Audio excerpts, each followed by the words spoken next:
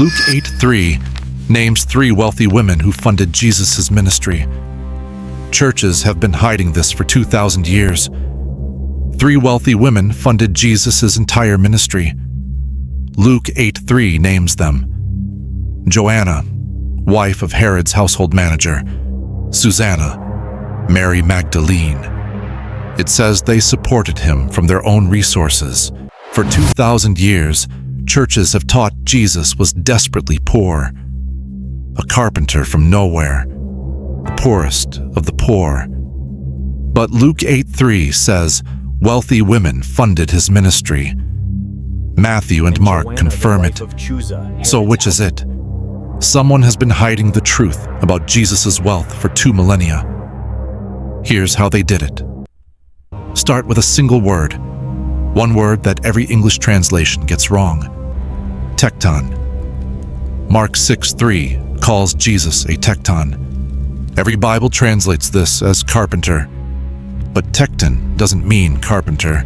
It means contractor, builder, a master craftsman who works with stone, wood, and metal.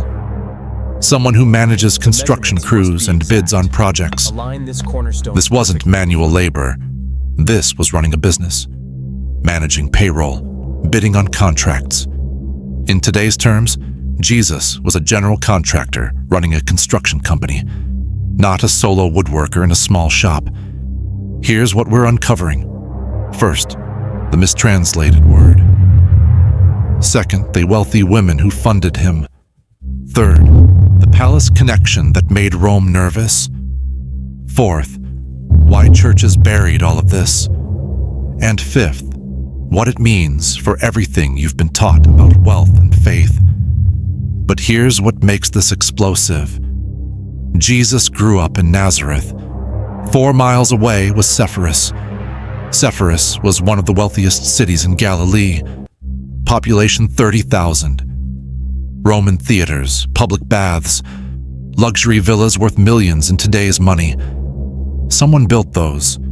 Contractors, tektons like Jesus. Jesus would have bid on construction projects for wealthy Roman landowners, negotiated contracts, managed crews of laborers, a contractor working on Sepphoris villas. In today's economy, that's projects worth $300,000 to $500,000 each. Kenneth Bailey spent 40 years studying Middle Eastern culture. He argues that tekton in 1st century Galilee referred to construction contractors who owned their tools, managed crews, and bid on projects. This isn't poverty. This is capital. In 2009, archaeologists excavated a 1st century house in Nazareth.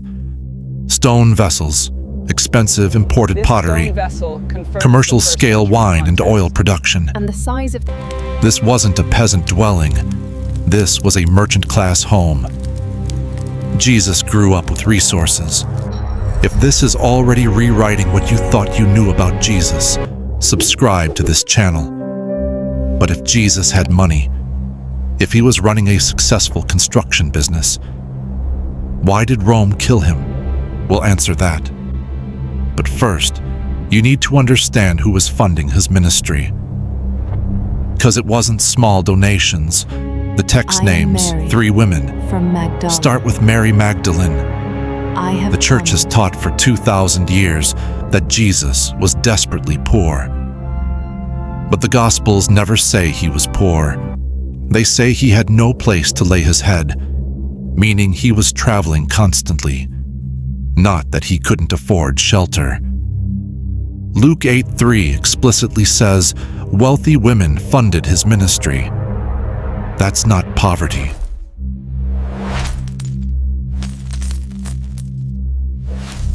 Someone had to make poverty a virtue. Why? To explain why the church owned so much wealth while telling everyone else to be poor. If Jesus had money and still taught what he taught, give it away, heal the sick, feed the hungry, that changes everything about the prosperity gospel. And it changes everything about the poverty gospel too. Maybe you grew up poor, believing Jesus was poor too. That poverty was somehow holy, and you felt guilty for wanting more, for having ambition, for not embracing suffering. What if that guilt was based on a lie?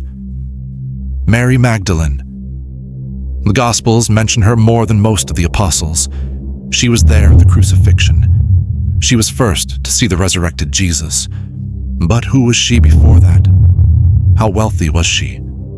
The texts give us clues. Magdalene means from Magdala.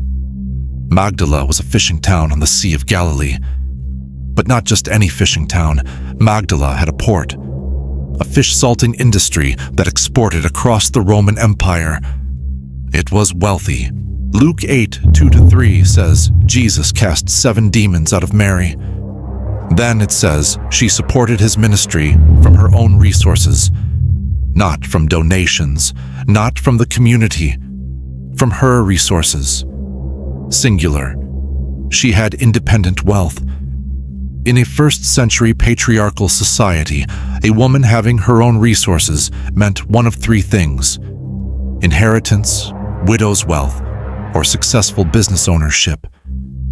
The text says she traveled with Jesus for 3 years, feeding 13 people minimum, Jesus plus 12 disciples, funding accommodations, buying supplies, conservative estimate $15,000 to $20,000 per year in today's money. For 3 years, that's $60,000 minimum. Archaeological excavations in Magdala in 2009 found a first-century synagogue. Mosaic floors, stone furniture, evidence of significant wealth in the town. Mary came from wealth. She had resources, and she gave them to fund a traveling preacher who would be dead in 3 years.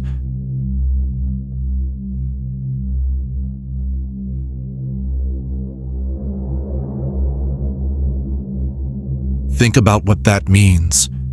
Mary Magdalene had wealth, independence, resources, in a society where women had almost none of that. And she gave it away. Not to build a temple, not to buy property, to fund a movement that taught wealth redistribution was holy. Susanna. Luke 8:3 names her, no other details. But the fact that Luke names her means she was known to the early church. So we have 2 wealthy women. Mary from Magdala, Susanna from somewhere with enough wealth to be worth mentioning. 2 wealthy women funding Jesus is unusual, but Luke lists a third, and this one has a title. Joanna, wife of Chuza, the manager of Herod's household. We just went from wealthy women to palace access. This changes everything. But before we get to why Rome killed Jesus for this, you need to understand what Chuza's position meant. First, back to Mary for a moment.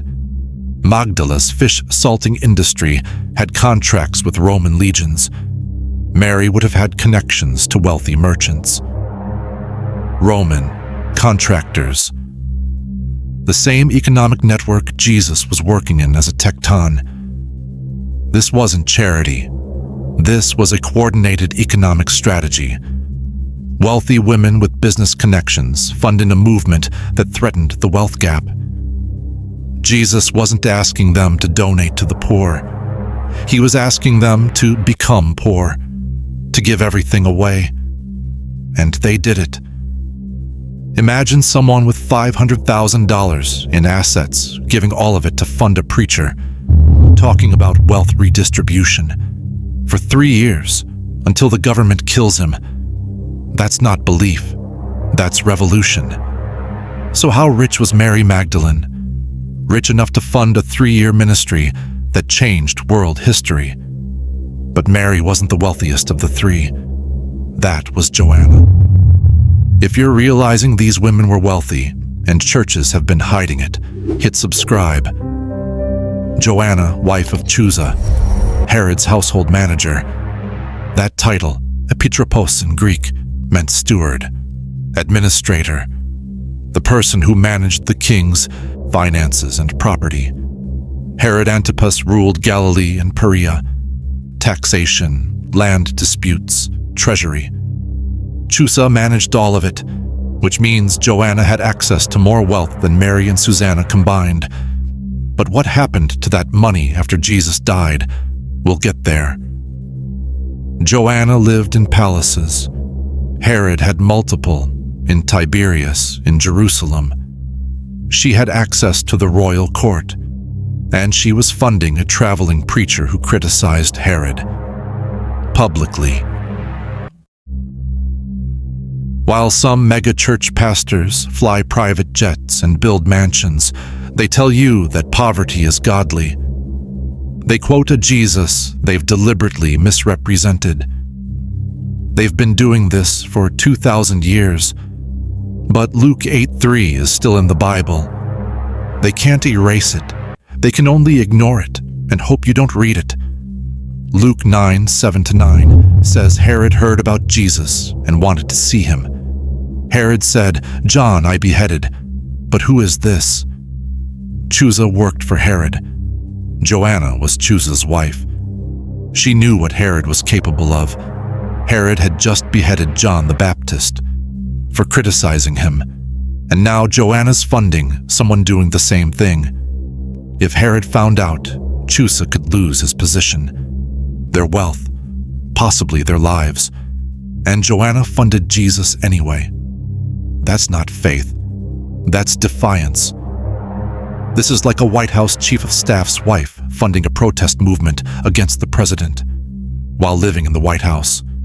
Did Chuza know? Did he support it? Or did Joanna hide it from him?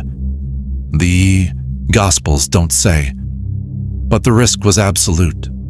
So we have 3 wealthy women. Mary with merchant connections, Susanna with resources, Joanna with palace access, and they're all funding the same traveling preacher. This isn't random. This is coordination. And Rome notices patterns.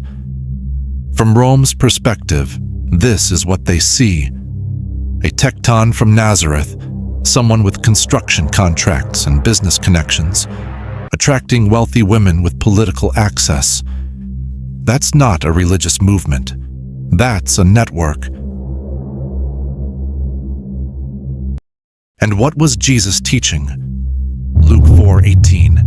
Good news to the poor, release for prisoners, recovery of sight for the blind, freedoms for the oppressed. Luke 6:20-24. Blessed are you who are poor, but woe to you who are rich. Luke 12:33. Sell your possessions and give to the poor. This wasn't spiritualized poverty. This was literal economic redistribution. Give your wealth to the poor. Now. And 3 wealthy women were doing exactly that. Giving their resources to fund someone telling other wealthy people to do the same. If this spreads, if wealthy women across Galilee start redistributing their wealth, the entire economic order collapses. Rome doesn't kill prophets. Rome kills economic threats. Spartacus led a slave revolt in 73 BC. Rome crucified 6,000 rebels along the Appian Way, not because they threatened religion, because they threatened the economy. Jesus was doing something similar, not a military revolt, an economic one. And the wealthiest participants, women with palace access, which brings us back to Chuza, because he had a choice to make. Chuza managed Herod's household. His loyalty was to the king, but his wife was funding someone Herod considered a threat. He could expose Joanna, protect his position, keep his wealth, or Luke 8:3 lists Joanna by name. In a culture where women's identities were tied to their husbands, Luke identifies her through Chuza. If Chuza opposed it, Luke wouldn't have listed him. He would have just said Joanna or Joanna of Tiberias. But he said Joanna, wife of Chuza, Herod's household manager, which means Chuza knew. and either supported it or at minimum didn't stop it. Either way, he was risking everything. After Jesus died, Chuza disappears from the historical record.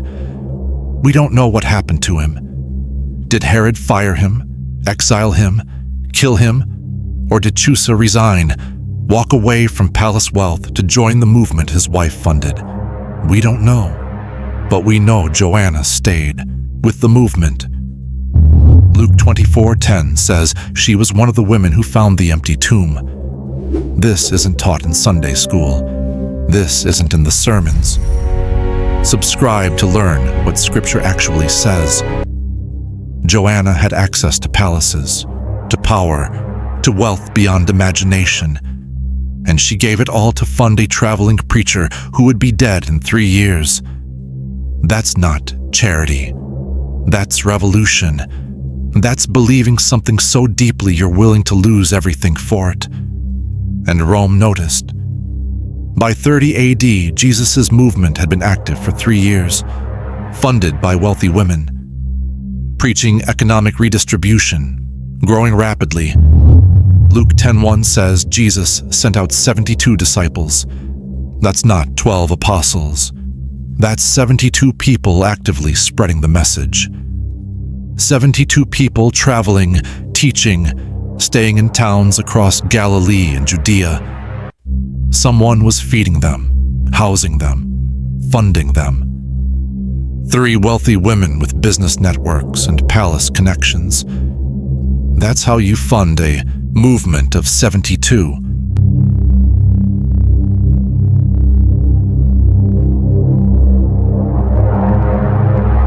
Pontius Pilate governed Judea.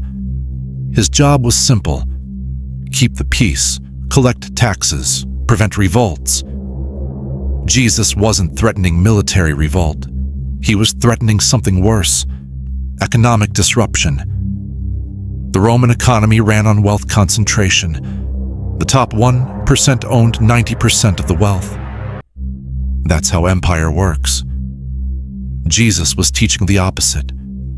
Distribute wealth, give to the poor, sell possessions, erase debt, and wealthy women were actually doing it, funding a movement that taught others to do the same.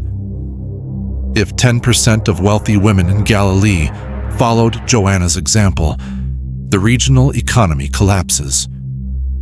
Rome had dealt with this before. The Gracchi brothers tried land reform in 133 BC.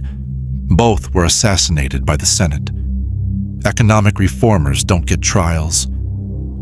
They get executed. Pilate didn't crucify Jesus for claiming to be the Messiah. He crucified Jesus for economic disruption. The sign on the cross said, "King of the Jews," not false prophet, not blasphemer. King. That's a political charge, a charge of claiming sovereignty, of threatening Roman economic control. And the evidence Pilate had? 3 wealthy women, one with palace connections, funding someone teaching wealth redistribution. That's not religion. That's revolution. Crucifixion was reserved for slaves and rebels, for people who threatened the economic order. And the women who made this possible, they watched him die. So why did Rome kill Jesus? Because wealthy women with political connections were funding economic revolution, and Rome kills economic threats. You asked at the beginning, if Jesus had money, why did Rome kill him? Here's the answer. Jesus had money. He employed people. He had business connections. He could have lived comfortably. But he used that network and the wealthy women who joined him to fund a movement teaching economic redistribution. Rome didn't kill him for having money. Rome killed him for what he was doing with it. When a movement's leader is executed, the movement collapses. The funding stops. The network dissolves. But that's not what happened.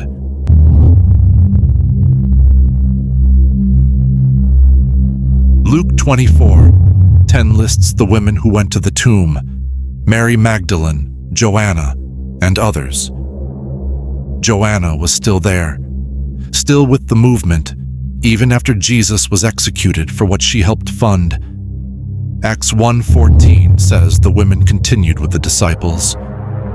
Acts 2 describes the early church. They had everything in common. They sold property and possessions to give to anyone who had need. That's not metaphor. That's the economic model Mary, Joanna, and Susanna demonstrated. Total wealth redistribution, Acts 4:34-35. There were no needy persons among them. From time to time, those who owned land or houses sold them, brought the money from the sales, and put it at the apostles' feet. Who were these wealthy people selling property? Some had to be connected to the three women who started it. The movement exploded. Acts 2:41 says 3,000 people joined in one day. Acts 4:4 says the number of believers grew to 5,000. You can't fund a movement of 5,000 people without serious resources. The three women's network had to keep funding it. The women who funded Jesus kept funding the church, and that church changed the world. If this is changing how you read the Gospels, if you're seeing the economic revolution the church doesn't teach, hit the like button on this video. But here's what should terrify you. These women changed history. They funded the movement that became Christianity, and then the church erased them. How many sermons have you heard about Joanna, about Susanna, about Mary Magdalene's wealth?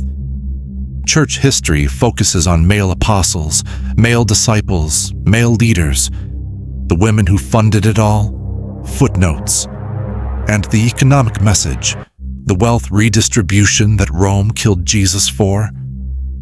That got spiritualized. Blessed are the poor became poor in spirit. Sell your possessions became metaphorical. The radical economic teaching, deleted, which brings us back to the money. What happened to the wealth after the movement exploded? You asked earlier, what happened to the money after Jesus died? Here's what the texts tell us. Acts 4:32-37 describes the Jerusalem church's economic system. Everyone who owned property sold it. The money went to the apostles for distribution. Acts 4:36-37 specifically names Barnabas, a Levite from Cyprus who owned a field. He sold it and brought the money. If a Levite from Cyprus is selling property to fund the Jerusalem church, there's a network. Someone told him about the movement. Someone showed him the model. Mary had merchant connections from Magdala's fishing industry. Joanna had palace connections across Galilee. Susanna had resources. That network didn't disappear. The three women's wealth funded the initial 3 years. Their network funded the expansion. What happened to the money? It went exactly where Jesus said it should go. To the poor, to the needy, to spreading a movement that threatened empire. Which is exactly why the church had to bury this story. Why would the church hide the women who funded Jesus? Why obscure Joanna's palace connections? Why ignore Mary's wealth? Because by the 4th century, the church had become exactly what Jesus opposed. Constantine legalized Christianity in 313 AD. By 380 AD, it was the official Roman religion. The religion that Rome killed Jesus for became the religion of empire. The movement that taught wealth redistribution became the wealthiest institution in Europe.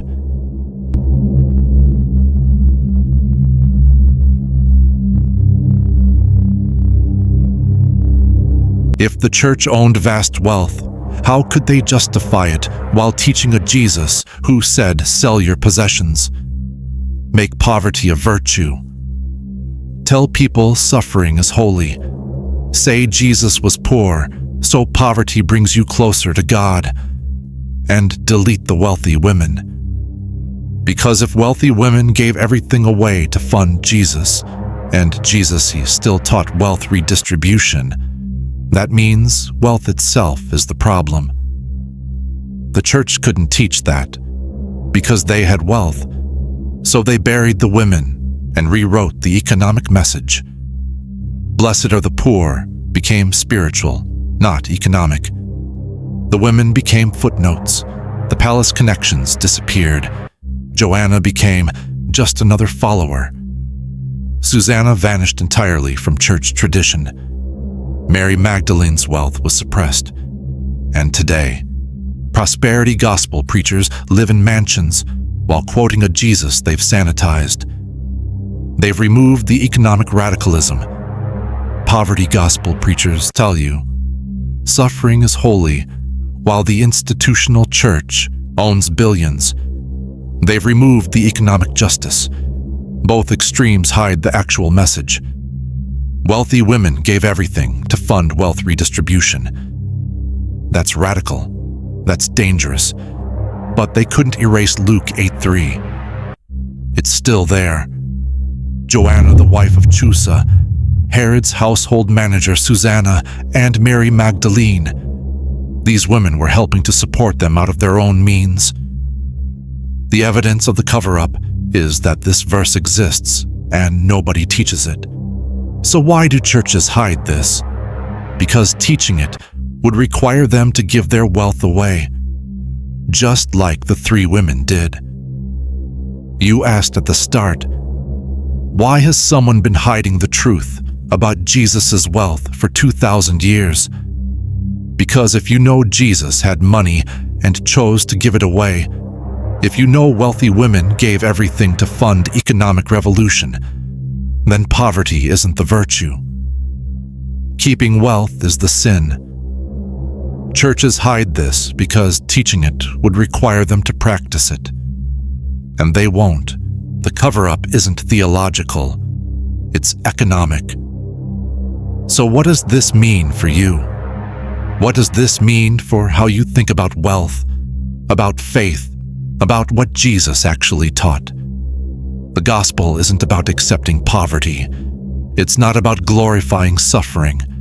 It's about using whatever resources you have, whether that's $50 or $5 million, to heal the sick, feed the hungry, house the homeless. That's what Jesus did with his contractor business. That's what the women did with their wealth. That's the version churches don't teach. Churches don't teach this version. But you know it now. Share this video with someone who needs to hear it. Here's the question this raises. If you have resources, time, money, skills, what are you doing with them?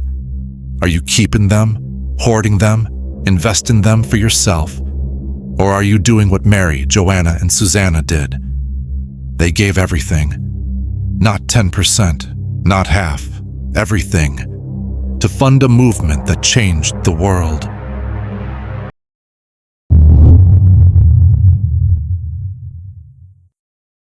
The truth has been buried for 2,000 years, hidden in plain sight in Luke 8:3, ignored in sermons, erased from church history. But you know it now. You know Jesus had money. You know wealthy women funded the movement. You know Rome killed him for economic revolution. Subscribe for more biblical history they don't teach in church. Because every time you hear a sermon about blessed are the poor, you'll know they're only telling you half the story, and the half they're hiding. That's where the revolution is. Anticipate. The true picture of the Last Supper